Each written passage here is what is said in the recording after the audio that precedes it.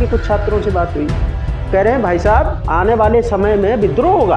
और मैं आने वाला था इस पे, और एक सबका साथ और सबका विकास, बिल्कुल, सबका विश्वास, बिल्कुल। तो कहाँ से ये तिलक तराजू और तलवार, 10 घरों में आवाज जाती हो मेरे एक संघ से, 10 घरों का वातावरण सही होता है कि तिलक तराजू और तलवार इनको मारो जूते चार, क्या होगी तुझसे बैर नहीं और मोदी तेरी खैर नहीं। तो जाएंगे, हमारे घर की बहन बेटी जाएगी और उससे कोई भी SC ST वर्ग का बच्चा जब अभद्रता कर देगा, और भेदभाव नहीं होना चाहिए, लेकिन भेदभाव कर कौन रहा है? आप ही तो कर रहे हैं। स्त्री के लिए एक बड़ी साजिश है। हमें वही, वो ठाकुरों के नेता नहीं रहे, अब वो तिलक तराजू सबके नेता हो चुके हो, प्रधानमंत्री। बिल्कुल बिल्कुल।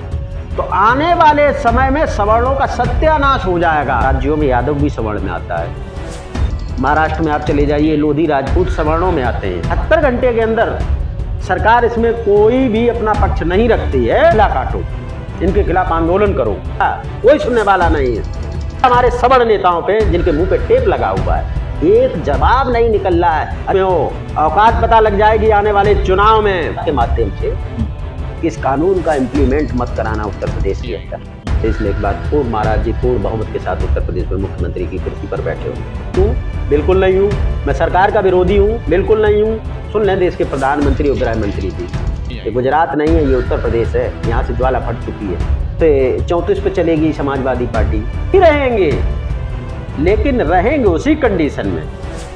अरे लाना वाला भी सवर्ण पीछे रह जाता है और 45% लाने वाला आगे हो जाए। आप SC ST OBC मेरे भाई हैं, आप क्यों बांटना चाहते हैं हम लोगों को? क्यों आप हमारे लिए गड़ासा तैयार करके रख रहे हैं? रहे चाहे कोई दूध दही अहीर को खाए, चाहे कोई, समझे, और मुंह चाहे ठाकुर की रखाए, चाहे कोई, हम नहीं जिएंगे 80 साल, हम इतना ही बहुत है, दाव पे लगा देंगे। मेरा एक बेटा है, मेरे न रहने से अगर मेरी पीढ़ी और मेरा समाज, मेरा सवर्ण समाज सुरक्षित होगा तो मैं अपने प्राणों की बाजी लगा दूंगा, और जरूरत पड़ी तो मैं आत्महत्या भी कर लूंगा।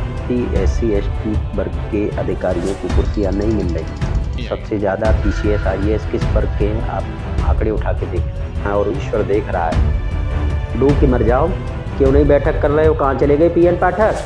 मर गए क्या? जिंदा नहीं है अब उन्हें समाज नहीं दिखाई पड़ता है, उनके बच्चे, उनके खानदान के रिश्तेदार, उनकी बिरादरी के लोग हैं। जाओ और लामबंद हो जाओ तो सरकार को झुकना पड़ेगा। श्री राम, हर हर महादेव। पागल हो गए हैं ये सब, ये भगवान को बेच रहे हैं, श्री राम को बेच रहे हैं। आप तो इस योग्य थे कि जब ये लागू किया गया था तो आपको तो बढ़ चढ़कर हिस्सा लेना चाहिए था इसमें। मैं तो बच्चा था ना उस समय। जाएगा दुर्भावना से लिख जाएगा। सबसे ज्यादा इस देश के अंदर SC ST और दहेज एक्ट और बलात्कार का दुरुपयोग होता, चाहे मेरी सीट चली जाती, मुझको टिकट मिलती या न मिलती, लेकिन मैं चौराहे पे बैठा होता। जी ये समय अच्छा है, आप आइए खुल के सवर्ण के साथ। आप भी SC वर्ग से भाईचारा की बात करती है ना, हम सब आपका साथ देंगे, जैसे आपका 2007 में साथ दिया था। सिन्हा जी, सुशांत सिन्हा जी खुल के बोले, जी न्यूज के खुल के बोले, शुभांकर मिश्रा खुल के बोल रहे हैं। अरे मैं भी, शंकराचार्य का जो विषय है वो बहुत गंभीर विषय, तो ये भी बेवकूफ टाइप के आदमी। मैं दोनों का सम्मान करता हूँ, लेकिन अरे वो हमारे ठीक है जो भी है, लेकिन उन्हें भी ऐसी बात नहीं करनी चाहिए। एक पढ़े लिखे अफसर, IG स्तर के, DDG स्तर के अधिकारी से आप अभद्र भाषा का प्रयोग करने का आपको सर्टिफिकेट मिल गया है क्या? तू कैसे बोल रहा है, तू कैसे बोल रहा है, ये कौन भाषा शैली होती है? वायरल हो रहे हैं, तब इन्हें नहीं दिख रहा था कि कौन सरकार क्या करे, तब गौ हत्या नहीं हो रही थी। स्वागत है आप सभी का ATN समाचार पर। जैसा कि इस समय पता है आपको, पूरे देश में एक मुद्दा छाया हुआ है, और वो है UGC का, जिसको लेकर चारों तरफ हंगामे हो रहे हैं, प्रदर्शन कर रहे हैं लोग। निरंतर लोगों के प्रयास जारी हैं। भारतीय जनता पार्टी से इस्तीफों का सिलसिला शुरू हो चुका है, लोग इस्तीफे दे रहे हैं। बरेली के जो मजिस्ट्रेट हैं वो इस्तीफा दे रहे हैं। तो इसी सिलसिले में आज मैं बात करने आया हूँ, जो उत्तर प्रदेश के ब्राह्मण महासभा के प्रदेश अध्यक्ष हैं, उनसे मिलने आया हूँ मैं। आशुतोष मिश्रा जी से स्वागत है आपका ATN समाचार पर। सबसे पहले तो मैं आपसे जानना चाहूँगा कि आखिर UGC है क्या? क्योंकि काफ़ी लोग हैं अभी, उनको सही तरह से इसका मतलब नहीं पता है। तो आप एक बारी अपने देखिए, यूजीसी बेसिकली जो यूनिवर्सिटियां हैं उसमें यूजीसी की तरफ से एक गजट लागू किया गया है, जारी किया गया है 13 जनवरी को। और उसमें ये कहा गया है कि जो छात्र छात्राएं हैं उन पर निगरानी के लिए एक स्क्वाड बनाया गया है, जिसे इक्विटी का नाम दिया गया है। बेसिकली उसमें है क्या कि जो सवर्ण वर्ग के छात्र छात्राएं हैं वो विशेषकर उनके लिए है, और जो ओबीसी और एसटी वर्ग से जुड़े छात्र छात्राएं हैं उनके साथ कोई भी गलत व्यवहार ना हो सके, उसके लिए वो इक्विटी सेंटर जांच करेंगे।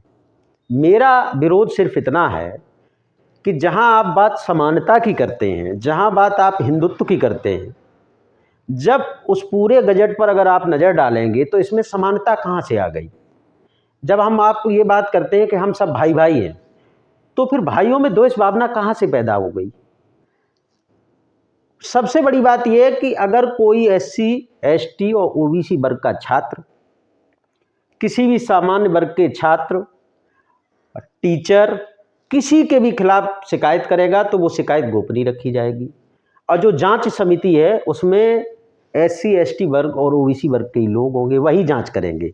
यानी कि शिकायतकर्ता भी उन्हीं के वर्ग का है और जांचकर्ता भी उन्हीं के वर्ग का है। अगर वो शिकायत सही पाई गई तो ये अगर वाला शब्द इसलिए खत्म हो जाता है कि जब चोर भी तुम ही हो और पुलिस भी तुम ही हो, तो निर्णय तो एक तरफा हो गया ना। मेरा विरोध ये है कि इस कानून को वापस लिया जाए, और आप समानता की बात करते हैं तो समान व्यवहार रखिए। ये तो द्वेष भावना कर रहे हैं। मेरी एससी एसटी वर्ग के कुछ छात्रों से बात हुई, कह रहे हैं भाई साहब आने वाले समय में विद्रोह होगा, और होना लाजमी है क्योंकि आज के समय में पढ़ा लिखा वर्ग है। मैं बहुत स्पष्ट रूप से ये कहना चाहता हूँ कि भारत सरकार का ये जो यूजीसी वाला फंडा है ना, बहुत खराब है। और आप हिंदुत्व की बात करते हैं, आपने प्रधानमंत्री मोदी के मुंह से सुना होगा कि एक रहेंगे तो नेक रहेंगे। ये योगी का बयान था कि बटोगे तो कटोगे। और मैं आने वाला था इस पे, और एक सबका साथ और सबका विकास, बिल्कुल, और सबका विश्वास, बिल्कुल। तो कहाँ से ये? बिल्कुल, मैं वही कह रहा हूँ। आप एक तरफ कह रहे हो बटोगे तो कटोगे, अरे भाई साहब आप तो सरकारी बांट दे रहे हो हमको, आप तो बांटने के लिए गजट जारी कर दे रहे हो, तो हम कैसे बचेंगे फिर। दूसरी बात, आप भारत सरकार में प्रधानमंत्री नरेंद्र मोदी जी कहते हैं कि एक रहोगे तो नेक रहोगे। आप एक तो छोड़िए, आप अनेक खुद ही कर दे रहे हो, आप खुद ही बंटवारा कर दे रहे हो। और आप हिंदुत्व की राजनीति करती है भारतीय जनता पार्टी, हिंदुत्व के नाम पर यहाँ तक पहुँची है। और ये भूल रहे हैं वो कि हिंदू की जब बात आती है तो सबसे बड़ा वर्ग अगर कोई है तो तिलक, तराजू और तलवार, ठाकुर, बनिया, ब्राह्मण, कायस्थ, ये बरादरियां हैं जिनके नाम से हिंदू पहचाना जाता है। क्योंकि आज भी हिंदू सम्मेलन हो रहे हैं, आप पता कर लेना जाके, सबसे ज़्यादा भागीदारी अगर कोई लेगा तो सवर्ण समाज का बच्चा लेता है, और आप उसके साथ अन्याय कर रहे हैं। ये कहाँ का नियम है, ये कहाँ का कानून है? ये तो बिल्कुल कानून नहीं है, ये अंधेर रंगली चौपट राजा है। और अभी तक ये सुना जाता था कि प्रधानमंत्री तानाशाह हैं, और इससे जाहिर हो जा रहा है आप एक तरफा कानून लागू कर दे रहे हैं। आपको लाना था SIR लाना था, NRC लाना था, आप ले आई यूजीसी। किसने मांग की थी? लेकिन सुन लीजिए भाई साहब, किसी भी हमारे बैकवर्ड साथी ने मांग नहीं की थी, किसी ऐसी वर्ग ने मांग नहीं की थी। आपने एक ऐसा सिगुफा छोड़ दिया अपनी राजनीति के चक्कर में कि SC ST OBC सवर्ण ये आपस में भिड़ जाएं। आप देख रहे हैं पूरे देश में आंदोलन हो रहा है। मैं भी आप ही की तरह पत्रकार था, ठीक है, आज भी मैं स्वतंत्र पत्रकार हूं, लेकिन जब बात समाज की आएगी तो सबसे पहले मेरे लिए समाज है, बाकी के काम बाद में, और इस बात को पूरी मुखरता के साथ उठाया जाएगा। लेकिन कहा जा रहा है कि ये जो कानून है, जो ये पहले से लागू है, उसमें कुछ संशोधन किया गया है, तो ये इस तरह का जो आरोप लगाना है, और कहीं ना कहीं ये तो पहले से लागू है। नहीं, अरे भाई लागू, देखिए ये अमेंडमेंट इन्होंने किया है, इसमें किससे पूछा? एक बार विचार करना चाहिए था। इसमें OBC वर्ग नहीं था, पहले आप SC ST वर्ग SC ST लाए, सुप्रीम कोर्ट ने जब गिरफ्तारी पर रोक लगाई तो आपने सदन के अंदर कानून पारित कर दिया कि नहीं, पहले गिरफ्तारी होगी उसके बाद जांच होगी। ठीक है, उस समय भी आपने सवर्णों को घेरा, उसमें ओबीसी भी अब अछूते नहीं हैं, उनको भी नहीं छोड़ा इन्होंने। अब आपने यूजीसी में ओबीसी ले आए। देखिए, ये दोहरा चरित्र है इनका।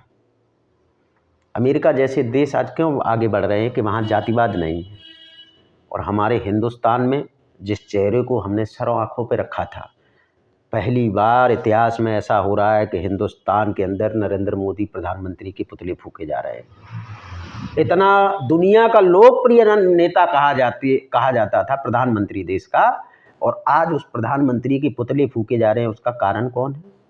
स्वयं ही है, क्योंकि स्वयं ही सरकार है। एक बार तो विचार करना चाहिए था कि जिन सवर्णों की वजह से आज हम इस कुर्सी पर बैठे हुए हैं, उन सवर्णों के लिए हम इतना घातक हथियार तैयार कर रहे हैं। मैं सवर्ण वर्ग के सभी संगठनों से अनुरोध करता हूं कि इस मामले में डटे रहिए, और जरूरत पड़े तो सड़कों पर आंदोलन करिए और उग्र करिए, कोई उसमें बुराई नहीं है। बात मेरी अस्मिता की है, मेरे बच्चों की है, मेरी पीढ़ियों की है। इस मामले को दबाना नहीं है, इस मामले को तो आर पार की लड़ाई लड़नी है। लेकिन आपको लगता है यहाँ से वापस होगा? क्योंकि अगर यूजीसी को वापस बैक टू जाते हैं अगर, तो चंद्रशेखर बयान दे रहे हैं कि अगर सरकार के साथ में रहना, अगर यहाँ से सरकार वापस लेती है तो उसके बाद 85% वर्ग जो उनका 85 जो उनका बयान है, यही तो उनको सोचना चाहिए। तो वो सड़कों पर आएगा। यही तो उनको सोचना चाहिए। कौन सा 85% वर्ग है? जो चंद्रशेखर आजाद का बयान आया है कि ओबीसी एसटी को लेकर जो उन्होंने बयान दिया है कि 85% वो सड़कों पर आएगा। चंद मुट्ठी भर लोगों के भाई साहब, हम ब्राह्मण हैं, हम शंख बजाते हैं, 10 घरों में आवाज जाती हो, मेरे एक शंख से 10 घरों का वातावरण सही होता है। अगर हम लोगों ने शंख बजाना शुरू कर दिया ना तो 0 पे आ जाएंगे, ये भूल जाएं। मायावती ने नारा दिया था 2007 से पहले कि तिलक, तराजू और तलवार, इनको मारो जूते 4। क्या शुरू हुआ था?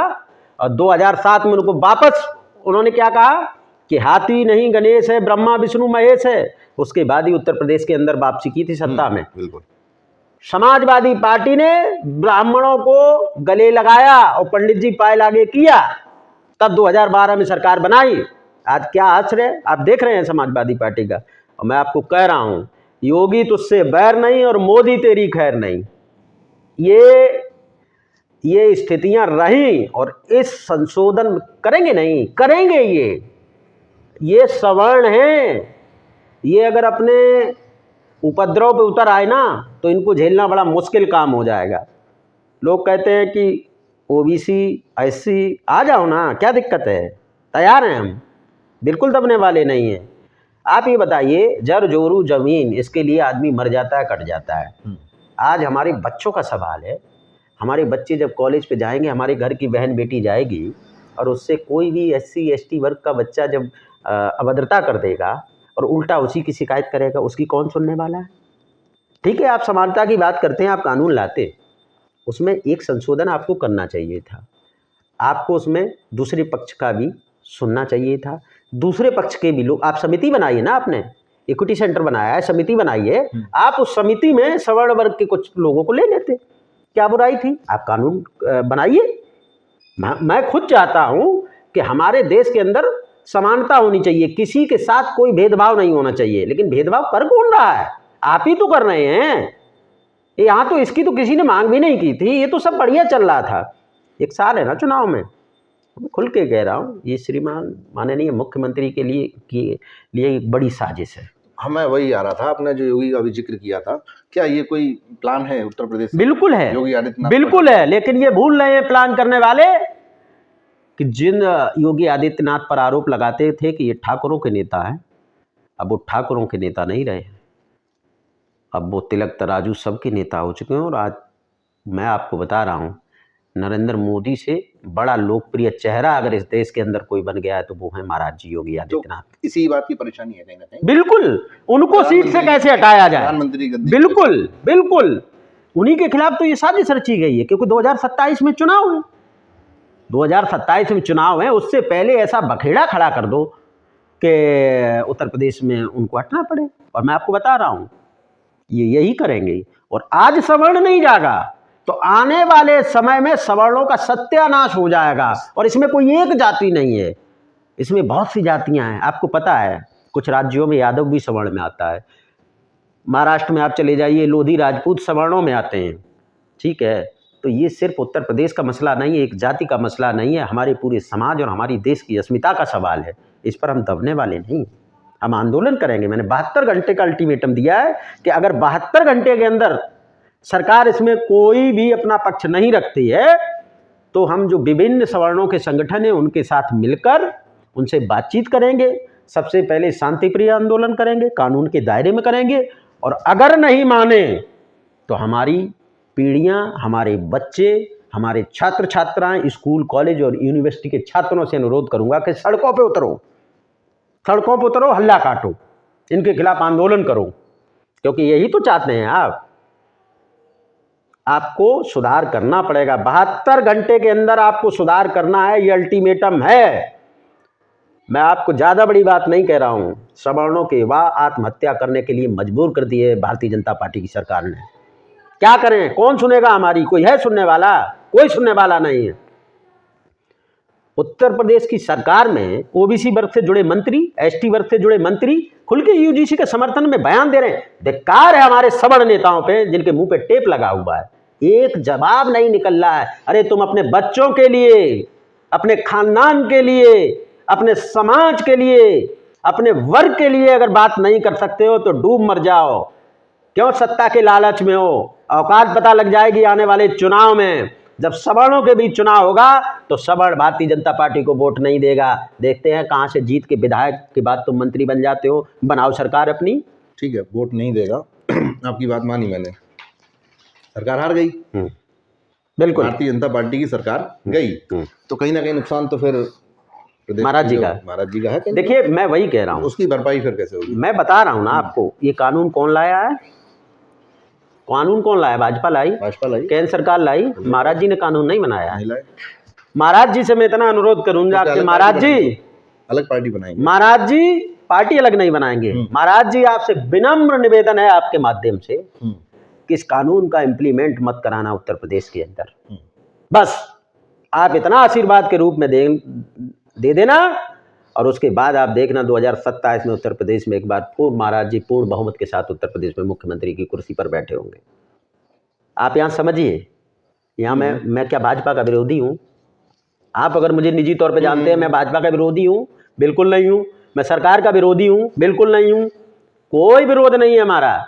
लेकिन बात हमारे दरवाजे पे आएगी, बात हमारे बच्चों पे आएगी, बात हमारे परिवार पे आएगी, बात हमारे खानदान पे आएगी, तब अपनी आवाज़ तो उठाऊंगा। मेरा विरोध यूजीसी को लेकर है। आप इसमें इम्प्लीमेंट करिए, आप इसमें सुधार करिए।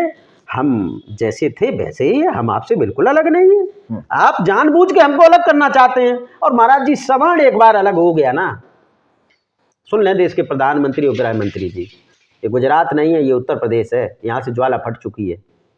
अगर यहाँ से शुरुआत हो गई तो इस सरकार को बहुत महंगा पड़ जाएगा आने वाले समय में। अभी तो 73 से 34 पे आ गए ना, और 5 से 34 पे चलेगी समाजवादी पार्टी। इनकी यही हालत रही ना तो ये बीच में ही जाएंगे सीट छोड़ के। तो कहीं ना कहीं अगर ये चलता रहा तो फिर सवाल देखा जाए तो किसका फायदा है फिर यहाँ पर? समाजवादी पार्टी का। देखिए, हम लोग फायदा और नुकसान नहीं देखते।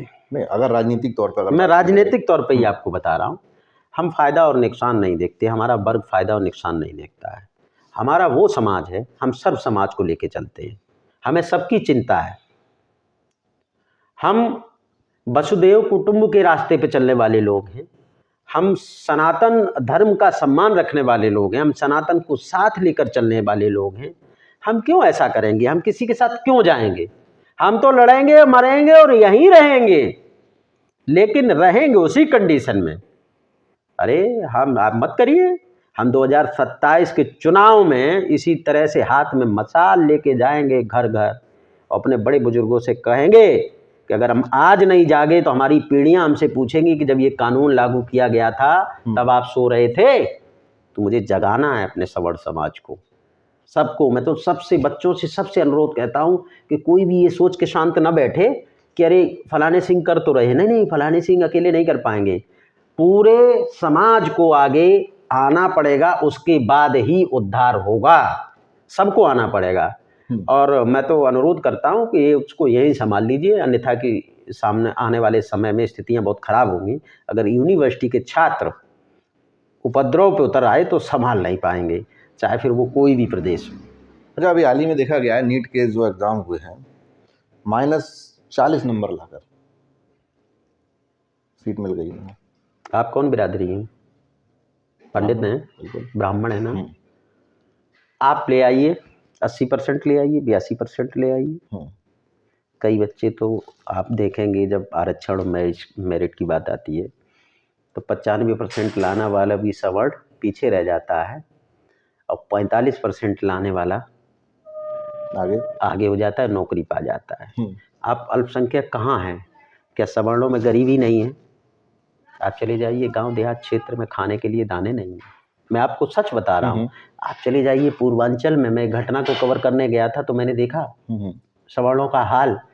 क्या गरीब SC ST और OBC ही है?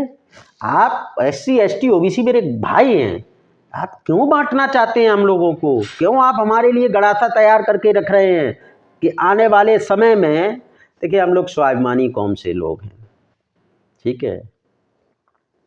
राजनीति है पंडित की, करे चाहे कोई, दूध दही अहीर को खाए चाहे कोई, समझे, और मूंछ है ठाकुर की रखाए चाहे कोई।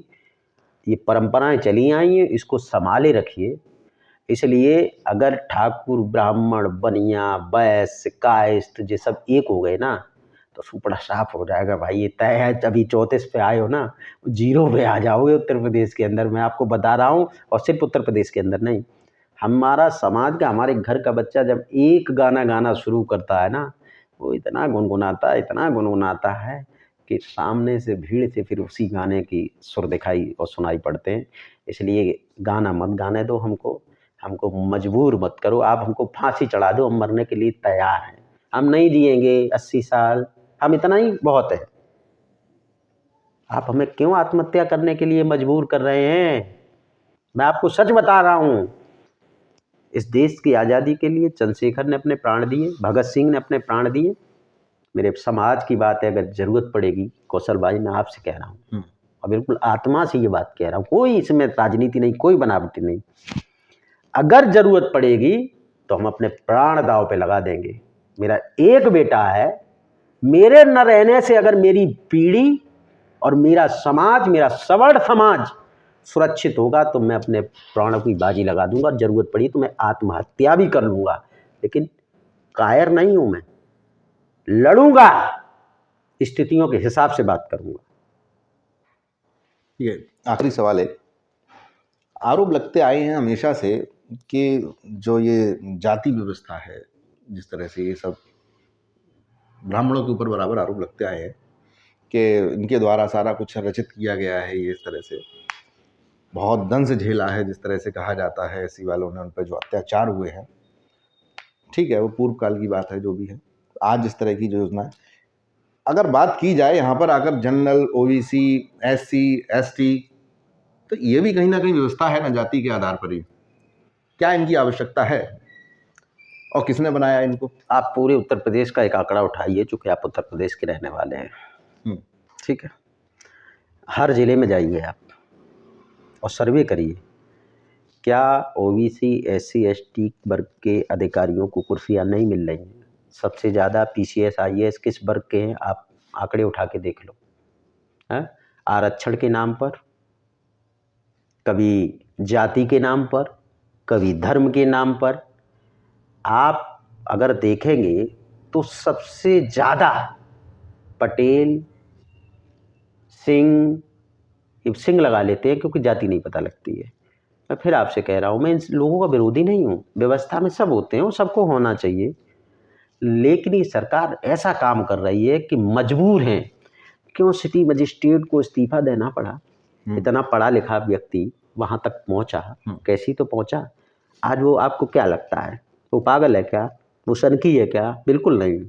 सनक सवार तब होती है जब आप टॉर्चर करते हो, जब आप हालात ऐसे पैदा करते हो। क्यों कर रहे हो आप ऐसे हालात पैदा? क्यों आप हमको बांटना चाहते हो? क्यों आप बांटने और काटने की बात करते हो? आप इतने बड़े अगर सबका साथ और सबके विकास की बात करते हो, तो आपको लिए डूब मरना है, पानी में डूब जाइए, मर जाइए, क्योंकि जीना बेकार है आपके लिए।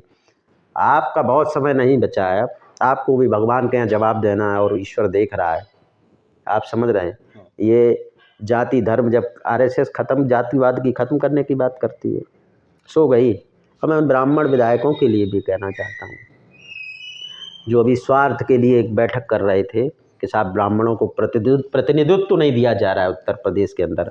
मर गए क्या आप? डूब के मर जाओ। क्यों नहीं बैठक कर रहे हो? कहाँ चले गए पीएन पाठक? मर गए क्या? जिंदा नहीं है अब उन्हें समाज नहीं दिखाई पड़ता है? उनके बच्चे, उनके खानदान के रिश्तेदार, उनकी बिरादरी के लोग हैं नहीं क्या? अब कहाँ चले गए? कहाँ चले गए वो कुटुंब में बैठक करने वाले? मर जाएं डूब के। अब क्यों नहीं बैठक कर रहे हो?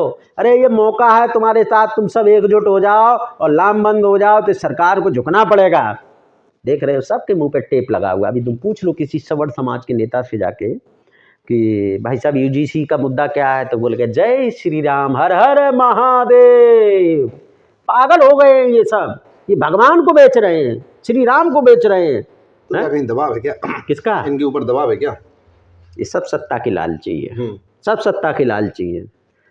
देखिए मेरी कोई हैसियत नहीं, मैं तो अदना सा आदमी हूँ, मैं तो कुछ हुई नहीं। ठीक है, मैं अच्छा खा रहा पी रहा हूँ, बढ़िया रह रहा हूँ, पत्रकारिता में हमारा भी सब ठीक था। क्यों मुझे आज समाज की बात करनी पड़ रही है? क्योंकि अगर हम जैसे लोग नहीं करेंगे तो ये तो समाज खत्म हो जाएगा। जब समाज खत्म हो जाएगा तो हमारी पीढ़ियां हमको क्या जवाब देंगी? क्या जवाब देंगी? हम किससे क्या कहेंगे? मेरे बच्चे मुझसे पूछेंगे पापा आप तो इस योग्य थे कि जब ये लागू किया गया था तो आपको तो बढ़ चढ़कर हिस्सा लेना चाहिए था इसमें। मैं तो बच्चा था ना उस समय। SC ST लागू हुआ, उसका दंश नहीं झेलने, सुसाइड करते हैं लोग, क्या आपको पता नहीं है? आप किसी SC वर्ग के पास चले जाओ और झूठ मतलब जाति का नाम ले दोगे, SC ST एक्ट लिख जाएगा, दुर्भावना से लिख जाएगा। सबसे ज़्यादा इस देश के अंदर SC ST और दहेज एक्ट और बलात्कार का दुरुपयोग होता है, सबसे ज़्यादा। और सब जानते हैं, पूरी न्याय व्यवस्था जानती है। लेकिन कुर्सी पर रहने के लिए, सत्ता में रहने के लिए ये हर को कर्म करते हैं। अच्छा है क्या? हम जैसे लोगों को कहीं स्थान नहीं मिलेगा, कहीं स्थान नहीं मिलेगा। क्या मेरा समाज में वर्चस्व नहीं है या मुझे कोई जानता नहीं है?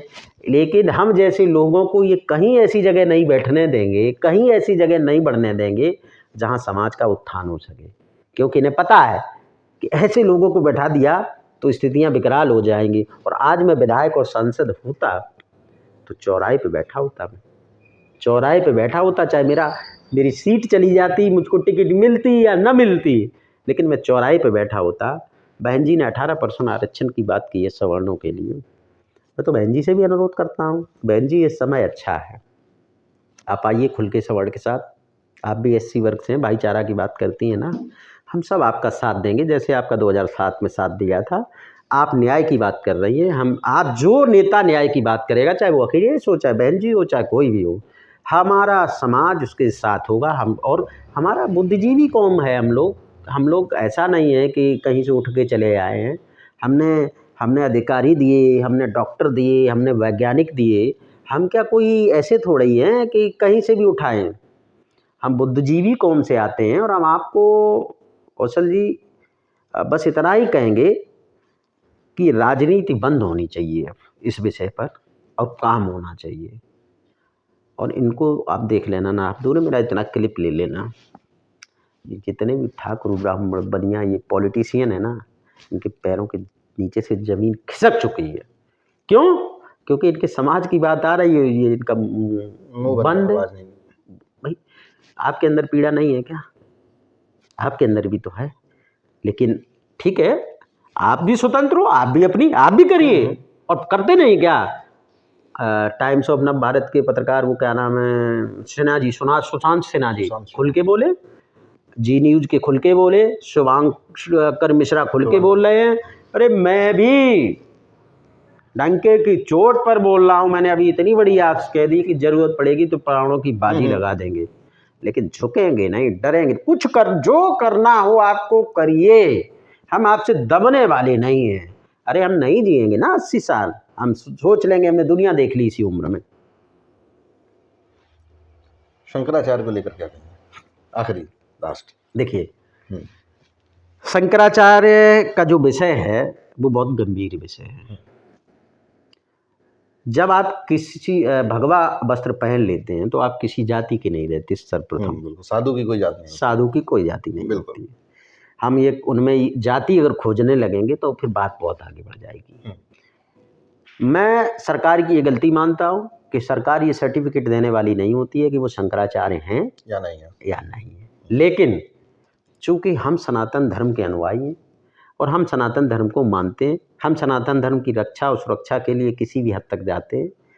इस विषय पर शंकराचार्य को से बातचीत करके रास्ता निकालना चाहिए था। विषय इतना बड़ा नहीं हो गया था कि इस मुद्दे को यहाँ तक लाया जाता, क्योंकि इस मुद्दे ने कहीं ना कहीं डेंट दिया है सरकार को, और इसमें भी लोगों ने जातियाँ खोजी। अब खोजने वाले पता कौन है? पढ़े लिखे लोग। एक वो कौन है, जीएसटी का कमिश्नर, वो दे रहा है कि मैं महाराज जी के समर्थन में दे रहा हूँ। अरे चाटुकार, बेवकूफ़ कहीं के, तुझे यही नहीं पता महाराज जी के समर्थन में तू दे रहा है? भाई ये नहीं होना चाहिए। और अगर इस पंडित ने, मैं ऐसे भी कह रहा हूँ, इस पंडित महाराज ने अगर शंकराचार्य की वजह से ऐसा किया है तो ये भी बेवकूफ़ टाइप के आदमी है। मैं दोनों का सम्मान करता हूँ, लेकिन अगर इस तरह की बातचीत जो निकल के आ रही है, क्योंकि किसी के लिए हम नहीं देंगे, हम अपने समाज, अपने सवर्ण, हम सवर्ण के लिए, सवर्ण समाज के लिए प्राण देंगे। हम शंकराचार्य, वो फलानाचार्य, वो हमारे ठीक है जो भी हैं, लेकिन उन्हें भी ऐसी बात नहीं करनी चाहिए। एक पढ़े लिखे अफसर, आईजी स्तर के, डीडीजी स्तर के अधिकारी से आप अभद्र भाषा का प्रयोग कर रहे हैं। वो पढ़ लिख के वहाँ तक पहुँचे हुए हैं। आईएएस पीसीएस कोई ऐसे ही नहीं बन जाता, इसके लिए बहुत मेहनत करनी पड़ती है। वो पढ़ा लिखा वर्ग है, वो हमसे आपसे हट के है तभी वहाँ तक पहुँचा है। तो आप भाषा शैली, आप शंकराचार्य हैं तो किसी से अभद्रता करने का आपको सर्टिफिकेट मिल गया है क्या? तू कैसे बोल रहा है, तू कैसे बोल रहा है, ये कौन भाषा शैली होती है? ये तो नहीं होना चाहिए ना। आप अपनी बात मर्यादित भाषा में भी तो रख सकते हैं। शंकराचार्य ने भी अपनी बहुत किरकिरी कराई है, मैं तो पूरी तरह बता दे रहा हूँ। उनके साथ भी बहुत समाज है नहीं, क्योंकि वो डिप्टी सीएम बना रहे हैं केशव जी को, अखिलेश जी की तारीफ कर रहे हैं। अरे तुम पॉलिटिशियन हो कि शंकराचार्य हो? यही अखिलेश यादव की सरकार में इनके ऊपर लाठी पड़ी थी। वीडियो आज भी वायरल हो रहे हैं। तब इन्हें नहीं दिख रहा था कि कौन सरकार क्या करे, तब गौ हत्या नहीं हो रही थी।